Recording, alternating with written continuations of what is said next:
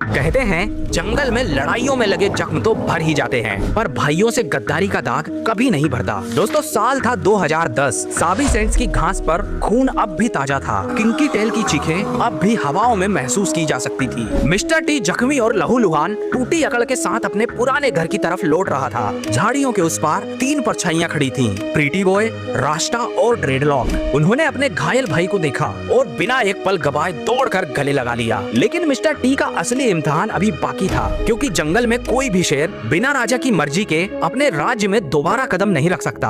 दूर से आती एक भारी दहाड़ मखुलू आ रहा था। उसकी चाल में उम्र का बोझ और अनुभव देखा जा सकता था, और आंखों में थी वो चमक जो हजारों लड़ाइयां जीतने के बाद भी नहीं बुझती। मिस्टर टी ने अपना सिर झुका लिया, जैसे कोई योद्धा अपने अपराधों का भार लेकर अपने राजा के सामने खड़ा हो। कुछ पल सन्नाटा रहता है, सिर्फ हवा में सूखी घास की सरसराहट सुनी जा सकती थी। मखुलू धीरे धीरे आगे बढ़ता है। उसकी नजर मिस्टर टी पर गड़ी हुई थी, वो नजर जिसमें सवाल भी था और हिसाब भी। फिर मखुलू ने अपने सिर से मिस्टर टी के माथे को हल्के से छू दिया। ये जंगल की भाषा में था, मैं तुम्हें माफ करता हूँ। अब मिस्टर टी फिर से मपोगो का हिस्सा बन चुका था। मपोगो की गूंज फिर से साबी सेंट्स के हर कोने में दहाड़ने लगी। शिकार भरपूर, इलाका सुरक्षित और भाई फिर से एक हो चुके थे। लेकिन कहते हैं शेर अपनी आदत तो बदल सकता है, लेकिन फितरत कभी नहीं बदलता। मिस्टर टी की निगाहें अब सिर्फ शिकार पर नहीं थी। जब भी वो मखुलू को अपनी रानियों और छोटे शावकों के बीच देखता, उसके भीतर का अंधेरा फिर से जाग उठता।